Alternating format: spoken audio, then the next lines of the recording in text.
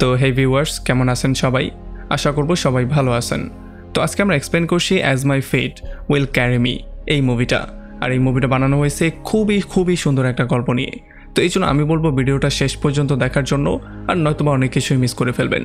তো চলুন কথা না বাড়িয়ে শুরু করি আজকের ভিডিও।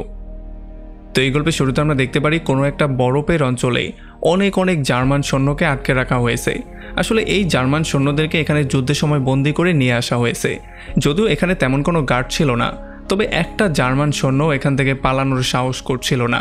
কারণ যদি তারা এখান থেকে পালিয়েও যায় তাহলে চারপাশে এত জায়গা জুড়ে বরফ আর বরফ যে তারা কোথাও গিয়ে লুকাতে পর্যন্ত পারবে না। আর এই বরফের ঠান্ডার মধ্যে তাদের হাড্ডি মাংস জমে একেবারে আইসক্রিম হয়ে যাবে। তবে এত কিছুর মধ্যেও আমরা দেখতে পারি একটা জার্মান সিপাহী আছে যে কিনা এখান থেকে যেই কোনো মূল্যে পালিয়ে তার ওয়াইফ আর মেয়ের কাছে ব্যাক করতে চায়। তার নাম ছিল ক্লেমেন্স ফরেল। আর একদিন ফাইনালি সে ভাগার একটা সুযোগ পেয়েই যায়। সে লাফ দিয়ে একটা কয়লার গাড়ির মধ্যে উঠে যায়, আর কয়লার গাড়িতে শুয়ে সে আস্তে করে যাওয়া শুরু করে। তার মনে হচ্ছিল যে সে হয়তোবা পালিয়ে যেতে পারবে, এই জন্য সে আকাশের দিকে তাকিয়ে তারাদের সাথে কথাবার্তা বলছিল। তবে তখনই হঠাৎ করে গাড়িটা থেমে যায়, আর যখন সে লুকিয়ে চেক করার ট্রাই করে তখন সে দেখতে পারে একটা রাশিয়ান সোলজার তাকে ধরে ফেলেছে। আর এরপরে তাকে ধরে একটা গর্তের মধ্যে বন্দি করে দেয়া হয়। যদিও তখনই বৃষ্টি শুরু হয়ে যায়, তবে এত বৃষ্টি, ঠান্ডা আর এই গর্তের মধ্যে থাকা সত্ত্বেও ফ্লোরেল কোনোভাবেই তার উদ্দেশ্য থেকে এক বিন্দুও সরে না। সে এখানে 3 দিন পর্যন্ত না খেয়েছিল, তবে তবুও সে একবারও চিৎকার করেনি। তবে 3 দিন পরে ফাইনালি জেলের ওয়ার্ডেন এখানে চলে আসে, আর তারা ক্লেমেন্টকে ফ্রি করে দেয়। আর সে তাকে বলে যে তোমার বন্ধুরা তোমার জন্য ওয়েট করছে। আর যখনই ক্লেমেন্ট তার বন্ধুদের কাছে যায় তখন সে দেখতে পারে তার সমস্ত বন্ধুরা প্রচণ্ড রেগেছিল, আর তারা হাতে লাঠিসোঁটা নিয়ে তাকে মারার জন্য ওয়েট করছে। আসলে যেহেতু ক্লেমেন্ট পালিয়ে যাওয়ার ট্রাই করেছিল আর সে ছিল এই গ্রুপের একজন সদস্য, এই জন্য তার জন্যই তাদেরকে 3 দিন না খেয়ে রাখা হয়েছে। আর এই জন্যই তারা প্রচণ্ড রাগের মাথায় এসে ক্লেমেন্টকে কুত্তার মতো পেটানো শুরু করে। তাকে এত জঘন্যভাবে পেটানো শুরু করে যেমনটা মানুষ মানুষের সাথে করে না। তো এখন যেহেতু ক্লেমেন্ট আধমরা হয়ে গেছে, এই জন্য তাকে নিয়ে আসা হয় এখানে ডক্টরের কাছে। আসলে ডক্টরও ছিল এখানের একজন কয়েদি। তবে ডক্টর যখন দেখতে পারে ক্লেমেন্ট পালিয়ে যাওয়ার ট্রাই করেছে তখন তার সাহস দেখার পরে সে একটু চমকে যায়। তবে ক্লেমেন্ট ডক্টরের কাছে সাহায্য চায়। সে বলে যে আমি এখান থেকে আবারও পালিয়ে যেতে চাই। তবে ডক্টর তাকে বলে যে এই বরফের এরিয়াটা পার করা একেবারেই মুখের কথা না। যারাই এত বছর পার করার ট্রাই করেছে তারা প্রত্যেকে মারা গিয়েছে, তুমিও মারা যাবে। তবে ডক্টর বলে যে আমি একটা গোপন কথা বলবো। গোপন কথা হচ্ছে যদি তুমি পালিয়ে যাওয়ার ট্রাই নাও করো তাহলেও তুমি এখানে এমনিতেও মরবে। আসলে তারা প্রত্যেকটা দিন লেড নামের একটা খনিজ সম্পদ গর্ত করে বের করছিল, আর এগুলো ধীরে তাদের শরীরের মধ্যেও যাচ্ছিল। আর যেহেতু এগুলো খুবই বিষাক্ত একটা জিনিস, এই জন্য ধীরে তাদের মৃত্যু নিশ্চিত হয়ে যাচ্ছিল। এই জন্য ডক্টর ক্লেমেন্টকে পরামর্শ দিয়ে বলে যে তুমি পালিয়ে যাওয়ার একটা ট্রাই করতেই পারো, কারণ তুমি এখানেও মরবে সেখানেও মরবে। এই জন্য ডক্টর তার সমস্ত গরম জামাকাপড় তাকে দিয়ে দেয়, আর সে তাকে বলে দেয় যে রেল লাইনের বিভিন্ন জায়গায় খাবার লুকানো হয়েছে। আর সে তাকে ফাইনালি একটা গানও দিয়ে দেয়। আসলে আমরা জানতে পারি এই সমস্ত প্রিপারেশনগুলো ডক্টর নিয়েছিল নিজে পালিয়ে যাওয়ার জন্য। তবে 1 মাস আগে সে জানতে পারে যে তার ক্যান্সার হয়েছে। এই জন্য এখন যদি সে পালিয়ে যেতে সক্ষমও হয় তবুও 1 মাসের বেশি সে বাঁচতে পারবে না। এই জন্য সে তার সমস্ত জিনিসপত্রগুলো ক্লেমেন্টকে দিয়ে দেয়। আর এরপরে ফাইনালি যাওয়ার আগে ডক্টর তার টিফিনের বক্সটা তাকে দিয়ে বলে যে যদি তুমি সফলভাবে পালাতে সক্ষম হও তাহলে এই টিফিনের বক্সটা আমার ফ্যামিলিকে দিয়ে দিও, আর তাদেরকে খবর দিয়ে দিও যে আমি মারা গিয়েছি। আর এরপরে সেদিন রাত্রেবেলায় ক্লেমেন্ট আবারও সেখান থেকে পালিয়ে যায়। আর যখন পরদিন সকালবেলা ওয়ার্ডেন এই ব্যাপারটা জানতে পারে তখন সে দৌড়ে চলে আসে ডক্টরের কাছে এই ব্যাপারটা জিজ্ঞেস করতে। তবে ততক্ষণে সে দেখতে পারে ডক্টর নিজের জীবনটাই দিয়ে দিয়েছে। আর এদিকে ক্লেমেন্স আস্তে করে এত বড় বাতাস আর এই ভয়ঙ্কর পরিস্থিতির মোকাবেলা করে সামনের দিকে এগিয়ে যাচ্ছিল। আর এদিকে ওয়ার্ডেন যখন অনেকগুলো সোলজারকে তার পেছনে পাঠায় তখন অনেকক্ষণ খোঁজাখুঁজি করার পরে তারা এসে রিপোর্ট করে যে তারা ক্লেমেন্টকে কোনো জায়গায় পায়নি। এখন সবার মনে হচ্ছিল যে হয়তোবা বরফের মধ্যে জমে তার মৃত্যু হয়ে গেছে। তবে ওয়ার্ডেন এই ব্যাপারটা বিশ্বাস করত যে সে এখন পর্যন্ত জীবিত আছে, কারণ সে বাকি সবার থেকে সম্পূর্ণ আলাদা ছিল। এই জন্য ওয়ার্ডেন তাদের সবাইকে অর্ডার দিয়ে দেয় যাতে করে তাকে খোঁজা বন্ধ না করা হয়। আর এদিকে আমরা দেখতে পারি ক্লেমেন্স 9 দিন পর্যন্ত হাঁটতে এখন একটু ক্লান্ত হয়ে গেছে। তবে তখনই হঠাৎ করেই সে পেছনে দেখতে পারে কিছু সোলজার তাকে ধরার জন্য চলে আসছে। আর এটা দেখার পরে সে প্রচণ্ড ভয় পেয়ে দৌড়ে পালানো শুরু করে। তবে খুব শীঘ্রই সোলজাররা তার কাছে এসে তার উপর দিয়েই গাড়ি চালিয়ে চলে যায়। আর এরপরে যখন ক্লেমেন্ট চোখটা খুলে তখন সে দেখতে পারে সে পুরোপুরি সুস্থ আছে। আর তখন এই ব্যাপারটা আমরা জানতে পারি যে আসলে ক্লেমেন্ট যেই জিনিসগুলো দেখতে পাচ্ছিল এগুলো ছিল তার মনের একটা ভ্রম। আসলে যেহেতু তার চারপাশে সাদা বরফ আর এতগুলো দিন হয়ে গেছে, এখন খাবার দাবারও শেষ হয়ে গেছে, এই জন্য সে পাগলের মতো হয়ে যাচ্ছে। আর এখন সে আশাও পুরোপুরি ছেড়ে দিয়েছে। এই জন্য সে গডের কাছে দোয়া করে বলে যে প্লিজ একটা মিরাক্কেল করো, কারণ মিরাক্কেল ছাড়া কোনোভাবে আমি এখান থেকে বাঁচতে পারবো না। তবে এই পুরো বরফের এরিয়ার মধ্যে আশেপাশে কিছুই ছিল না, শুধুমাত্র বরফ আর বরফ ছিল। এখন যেহেতু তার হাতে কোনো অপশনও নেই, এই জন্য সে আস্তে আস্তে করে হাঁটা শুরু করে। আরও 2-1 দিন হাঁটার পরে ফাইনালি তার শরীরটাও ছেড়ে দেয়, এই জন্য সে সেখানে পড়েই বেহুশ হয়ে যায়। আর অনেকক্ষণ পরে যখন সে জ্ঞান ফিরে পায় তখন সে একটা শব্দ শুনতে পারে। এই শব্দটা শুনে যখন সে চারপাশে চেক করে তখন সে দেখতে পারে তার সামনে একটা সিল দাঁড়িয়ে আছে। এটা দেখার পরে সে খুবই খুশি হয়ে যায়, এই জন্য সে তার গুলিটাকে বের করে তার সেই কাপা হাত নিয়েই সেটার উপরে গুলি করা শুরু করে। কিন্তু দুর্ভাগ্যবশত একটা গুলিও সে এটার উপরে করতে পারছিল না। আর এগুলো দেখার পরে সিলটাও দৌড়ে পালিয়ে যাওয়া শুরু করে। আর একটা সময় সে গিয়ে বরফের পানির মধ্যে ঢুকে পড়ে। তবুও ক্লেমেন্স কোনোভাবেই থামছিল না। সে ফাইনালি একটা গুলি করে সেই সিলটাকে সেখানে মেরেই ফেলে। আর এরপরে ফাইনালি খাবার দাবার শেষ করার পরে ক্লেমেন্স তার পায়ের মধ্যে একটু পট্টি বেঁধে নেয়, যাতে করে ঠান্ডার থেকে সে একটু আরাম পায়। আর এরপরে আবারও সে অনেক দূর পর্যন্ত হাঁটা শুরু করে। হাঁটতে হাঁটতে সে একটা সময় ক্লান্ত হয়ে যাচ্ছিল। আসলে এই পুরো এরিয়ার মধ্যে তার কোনো সঙ্গী ছিল না, সাথী ছিল না, এই জন্য যে কোনো সময়ই তার মেন্টাল পরিস্থিতি বিগড়ে যাওয়ার একটা সম্ভাবনা ছিল। এই জন্য সে প্রত্যেকটা সময় নিজের সঙ্গে কথাবার্তা বলতো, যাতে করে সে সুস্থ থাকতে পারে। আর তাছাড়া একটু সামনে যাওয়ার পরপরই সে বারবার করে তার কম্পাসটা চেক করতো, যাতে করে সে এই এরিয়ার মধ্যে হারিয়ে না যায়। আর এমন করে অনেকদিন হাঁটতে হাঁটতে ফাইনালি সে একটা গাছ দেখতে পারে। এই গাছটা দেখার পরে সে খুবই হ্যাপি হয়ে যায় আর সে দৌড়ে গিয়ে গাছটাকে জড়িয়ে ধরে। আসলে এই গাছটার মানে হচ্ছিল গিয়ে যে 2 মাস নাগাতার হাঁটতে হাঁটতে সে ফাইনালি এই সার্কেল থেকে বাইরে বেরিয়ে চলে এসেছে। এখন খুব সহজেই সে এই বরফের রাজ্যের বাইরে চলে যেতে পারবে। আর এদিকে ওয়ার্ডেন এখনও হাল ছাড়তে চায় না, এই জন্য সে পুরো 500 কিলোমিটার এরিয়ার মধ্যে তাদের সবাইকে তাকে খুঁজতে বলে। আর তখন এদিকে আমরা দেখতে পারি যখনই ক্লেমেন্স জঙ্গলের মধ্যে চলে আসে তখনই এখানে ভয়ঙ্কর একটা তুফান শুরু হয়ে যায়। আসলে এই তুফানটা এতটাই ভয়ঙ্কর ছিল যে বড় বড় গাছগুলোকে পর্যন্ত উপড়ে ফেলছিল। আর যখনই ক্লেমেন্স দাঁড়া হয় তখনই একটা ভয়ঙ্কর বড় গাছ এসে তার উপরে পড়ে যায়, এই জন্য সে সেখানে খুবই আহত হয়ে যায়। তবে সৌভাগ্যক্রমে স্যাম জন আর মার্টিন নামের 2টা লোক যারা কিনা স্বর্ণের সন্ধানে এখানে এসেছিল তারা তাকে পেয়ে যায় আর তারা তার লাইফটাকে সেভ করে ফেলে।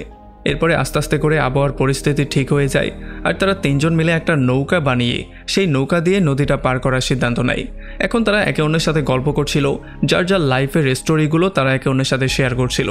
তবে তখনই নদীর স্রোত একটু বেশি বেড়ে যায়, নদীর অবস্থাও আরও বেশি খারাপ হয়ে যায়। আর যেহেতু স্রোতের জন্য তাদের নৌকাটা দুলছিল, এই জন্য তারা 2 জন মিলেও কোনোভাবেই নৌকাটার কন্ট্রোল করতে পারছিল না। আর তখনই হঠাৎ করে স্যামজনের হাতটা ফসকে যায় আর সে সোজা গিয়ে নদীর মধ্যে পড়ে। আর যখনই স্যামজন ডুবে মারাই যাচ্ছিল তখনই ক্লেমেন্স তার নিজের জীবনের পরোয়া না করে নদীর মধ্যে লাফ দিয়ে তাকে বাঁচানোর ট্রাই করে। আর ফাইনালি কোনো রকমে সে তাকে নদীর পাড়ে নিয়েও আসে। তবে এদিকে ম্যাটন তাদের 2 জনকে সেখানে রেখে দিয়েই চলে এসেছিল। আর যখনই সে তাদের ঘরের কাছে আসে তখন সে চিন্তা করেছে হয়তোবা স্যামজন নদীর মধ্যে পড়েই মারা গিয়েছে, এই জন্য সে তার সমস্ত স্বর্ণ আর যত দামি দামি জিনিস ছিল সেগুলোকে চুরি করে ফেলে। তবে যখনই সে ঘর থেকে বের হয় তখন সে দেখতে পারে স্যামজন এখানে চলে এসেছে। এখন তার এই ধোকার জন্য স্যামজন তার উপরে প্রচণ্ড রাগ করেছিল আর এই জন্য ফাইনালি সে তাকে গুলি করে মেরে ফেলে। আর এরপর তারা 2 জন সেখান থেকে বাইরে বেরিয়ে চলে আসে।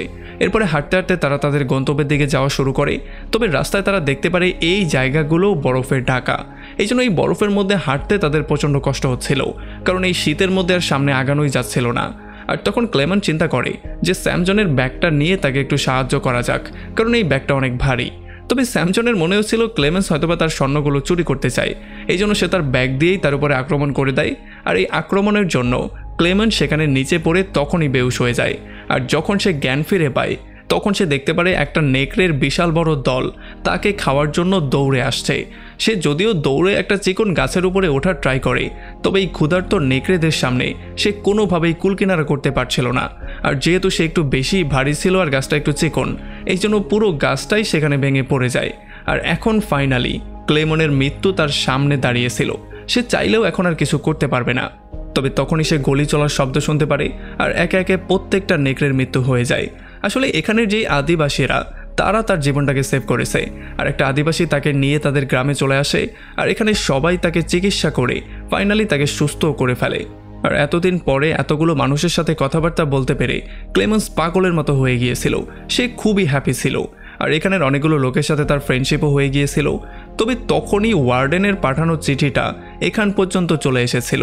আসলে ওয়ার্ডেন তাদের সবাইকে ওয়ার্ন করে বলে দিয়েছিল যে যেই ক্লেমেন্সকে সাহায্য করবে তার কপালেই মৃত্যু নিশ্চিত। এই জন্য ফাইনালি ক্লেমনকেও সেখান থেকে পালিয়ে যেতে হয়। যদিও যাওয়ার আগে এখানের আদিবাসীরা তাকে অনেক দিনের খাবার আর একটা শিকারি কুকুরও দিয়ে দেয়, যাতে করে সে এখান থেকে একটা পার্টনার নিয়ে বেরিয়ে যেতে পারে। আর এই জন্য এখন আর ক্লেমন একা ছিল না, তার সঙ্গে একটা কুকুর ছিল যে কিনা তার সবসময় সঙ্গ দিচ্ছিল। আর এমন করেই হাঁটতে হাঁটতে পুরো একটা বছর তারা পার করে ফেলে। এখন ফাইনালি যখন তারা একটা জঙ্গল পার করে একটা জায়গায় আসে, তখন তারা দেখতে পারে এখানে কিছু কর্মচারী লাকড়ি কাটছিল। আর এইটা দেখার পরে যখন তার কুকুর দৌড়ে আসে একটু খাবারের জন্য, তখন কর্মচারীরা কুকুরটাকে ভাগিয়ে দেয়।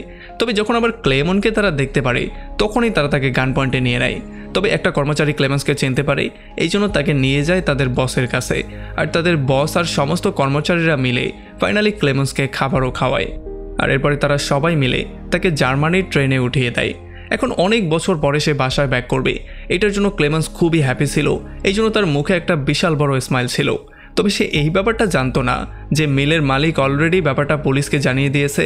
আর এই জন্য ওয়ার্ডেন তার সমস্ত লোকজন নিয়ে এখানে রেল স্টেশনে তার জন্য ওয়েট করছে। তবে সৌভাগ্যবশত ক্লেমেন দূর থেকেই সোলজারদের দেখতে পারে, এই জন্য সে তার কুকুরটা নিয়ে আগেই নেমে যায়, মানে স্টেশনের আগেই সে লাফ দিয়ে নেমে যায়। আর যখন সে পালিয়ে পালিয়ে একটু দূরে আসে, তখন সে দেখতে পারে তাকে হাতে নাতে ধরে ফেলেছে এখানের ওয়ার্ডেন। আসলে ওয়ার্ডেন এই ব্যাপারটা জানতো, এই জন্য সে আগে থেকেই তার জন্য প্রিপেয়ার হয়েছিল। আর এখন ফাইনালি ক্লেমনের হাতে আর অন্য কোনো অপশন নেই, তার মৃত্যু নিশ্চিত হয়ে গেছে, কারণ সে কোনোভাবেই আর এখান থেকে পালাতে পারবে না।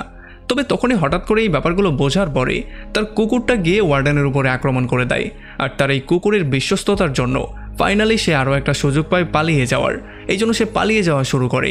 তবে একটু দূরে যাওয়ার পরে সে একটা গুলির শব্দ শুনতে পারে, যার মানে সে বুঝতে পারে যে এই ওয়ার্ডেন তার কুকুরটাকেও মেরে ফেলেছে। মৃত্যুর আগ মুহূর্তে সে তার কুকুরটাকে দেখতে পর্যন্ত পারে না, সে সেখান থেকে দৌড়ে পালিয়ে যাওয়া শুরু করে। এরপরে দৌড়ে সে একটা পোলের উপরে উঠে যায়। তবে তখনই পোলের নিচ দিয়ে একটা ট্রেন যাচ্ছিল, আর এই সুযোগটা পেয়ে সে লাফ দিয়ে ট্রেনের উপরে পড়ে। আর ফাইনালি আরও একবার সে সমস্ত সোলজারদেরকে ধোঁকা দিয়ে কোনো রকমে পালিয়ে যেতে সক্ষম হয়েছে। আর এরপর সে তার নিজের পরিচয়টাকে গোপন করে ধীরে ধীরে তার গন্তব্যের দিকে যাওয়া শুরু করে। আর এমন করে পুরো একটা বছর পার করার পরে সে ফাইনালি এমন একটা গ্রামে চলে আসে যেখানে মানুষ বসবাস করত। বর্তমান সময়ে সে একটা বাজারের মধ্যে ঘুরছিল, যেখানে চারপাশে সে খুবই সুস্বাদু খাবার দাবার দেখতে পারে। তবে তার কাছে না ছিল টাকা, না ছিল দেওয়ার মতো কোনো জিনিস, এই জন্য কোনোভাবেই সে খাবার কিনতে পারছিল না। আর দোকানদার এটা বোঝার পরে তাকে সেখান থেকে ভাগিয়ে দেয়। আর এরপর সে চলে আসে একটা প্যানকেকের দোকানে। এখানে দুইটা মেয়ে তাকে ওয়েলকাম করলেও যেহেতু তার কাছে কোনো টাকা ছিল না, এই জন্য সে নিজেই সেখান থেকে আবারও চলে আসে। তবে তার এই অবস্থা দেখার পরে এখানের একটা মেয়ের তার উপর একটু মায়া হয়, এই জন্য সে প্যানকেকের একটা টুকরো ছিঁড়ে একটা ছেলের মাধ্যমে তার কাছে পাঠিয়ে দেয়। আর যখন সেই ছেলেটা তাকে এটা দেয়, তখন সে প্রথমে একটু লজ্জা পেলেও পরে সে মন ভরে প্যানকেকটা খায়। তবে এই সমস্ত ব্যাপারগুলো দূর থেকে একটা লোক নোটিস করছিল। আর এরপর সে ফাইনালি একটা চার্চে চলে আসে, আর এখানে এসে সে গডের কাছে দোয়া করা শুরু করে। তবে তখনই সেই লোকটা এখানে চলে আসে। এই লোকটাকে দেখার পরে সে একটু ভয় পেয়ে যায়। তবে এই লোকটা তাকে পুলিশের হাতে তুলে দেয় না। আসলে সে নিজেও কিছু বছর আগে একটা ওয়ার প্রিজনার ছিল, এই জন্য সে জানে যে এখন ক্লেমনের কী অবস্থা। এই জন্য সে তাকে তার বাসায় নিয়ে আসে আর তাকে পুরোপুরি ফ্রেশ করে আবারও তার আগের রূপে নিয়ে আসে। আর এরপর যাওয়ার আগে সে তাকে একটা পাসপোর্ট আর কিছু টাকাও দিয়ে দেয়, যাতে করে সে সেফলি তার বাসায় ব্যাক করতে পারে। আর এরপর এই পাসপোর্টের সাহায্যে সে খুব সহজেই সোভিয়েত বর্ডার ক্রস করে ফেলে। আসলে তাকে কয়েকটা কোয়েশ্চেন করা হয়, আর এরপর খুব সহজেই তাকে ছেড়ে দেওয়া হয়। এখান থেকে যখনই সে ক্রস করে তখন সে এতটাই হ্যাপি ছিল, মানে সে এত বেশি খুশি ছিল যে তার হাসি আসছিল, তবে তাকে জোর করেই হাসিটা আটকে রাখতে হচ্ছিল। তো এমন করে যখন সে আস্তে আস্তে সামনের দিকে আগাচ্ছিল, তখন সে পুলের মাঝখানে এসে দেখতে পারে ওয়ার্ডেন তার সামনে দাঁড়িয়ে আছে। আর যখন সে পেছন দিকে তাকায়, তখন সে দেখতে পারে যে এখন পর্যন্ত সে সোভিয়েত বর্ডার ক্রস করতে পারেনি, যার মানে যদি ওয়ার্ডেন চায় তাহলে এখন পর্যন্ত তাকে অ্যারেস্ট করতে পারে। এখন এইটা দেখার পরে ক্লেমনের মনটা ভেঙে চুরমার হয়ে যায়, কারণ এত কষ্ট করার পরে, এতগুলো বছর এত কষ্ট সহ্য করে সে ফাইনালি যেই জায়গায় এসে পৌঁছেছে, সেখান থেকে তার সমস্ত কষ্টগুলো মাটি হয়ে যাবে। তবে তখনই ওয়ার্ডেন তার রাস্তা থেকে সরে দাঁড়ায়। আর এই ব্যাপারটা দেখার পরে ক্লেমেন্সও পুরোপুরি শক্ট হয়ে যায়। সে বুঝতেই পারছিল না হচ্ছেটা কি, তার মনে হচ্ছিল হয়তোবা তাকে এখন শ্যুট করা হবে। তবে তবুও সে ধীরে ধীরে সামনের দিকে যাওয়া শুরু করে। আসলে আমরা জানতে পারি যে ওয়ার্ডেনও তার ফ্যান হয়ে গিয়েছে, কারণ তার যেই বেঁচে থাকার ইচ্ছা, আর তাছাড়া এত কষ্ট সহ্য করেও সে যে ফিরতে চায় এই ব্যাপারটাই তাকে আকর্ষিত করেছে। আর সে চাইছিল না যে 7টা বছর সে যেই কষ্টগুলো করেছে এগুলো একেবারে মাটিতে মিশে যাক, এই জন্যই সে তাকে ছেড়ে দিয়েছে। তবে একজন আর্মি অফিসার হিসেবে ওয়ার্ডেন উইন করেছিল, কারণ এখন সে চাইলে ক্লেমেন্সকে ধরতেই পারত আর তার খেলা এখানেই শেষ করতে পারত, তবে সে এমনটা করেনি। আর ফাইনালি ক্লেমন এই পুলটা পার করে তার দেশের মধ্যে চলে আসে, আর অনেকটা দূর হাঁটার পরে সে ফাইনালি তার বাসায়ও চলে আসে, যেখানে সে দেখতে পারে তার ওয়াইফ আর তার মেয়ে এখন চার্চে যাওয়ার জন্য বেরোচ্ছিল। আর সেও তাদেরকে ফলো করে চার্চে চলে আসে। তবে চার্চে তখন তার মেয়ে তাকে দেখার পরে চিনতে পারে, এই জন্য সে দৌড়ে তার বাবাকে গিয়ে জড়িয়ে ধরে। আর এমনই একটা পয়েন্টে এই পুরো মুভিটা এখানে শেষ হয়ে যায়। আপনি আমাকে কমেন্ট করে জানান যে ওয়ার্ডেন আসলেই এই কাজটা ঠিক করেছে নাকি সে তার দেশের সাথে বেইমানি করেছে। ভিডিও ভালো লাগলে অবশ্যই একটা লাইক করবেন, আর যদি এখনও আমাদের চ্যানেলটা সাবস্ক্রাইব করে না থাকেন তাহলে প্লিজ করে ফেলুন। তো আমাদের দেখা হবে অন্য কোনো ভিডিওতে অন্য কোনো একদিন। Till then, take care.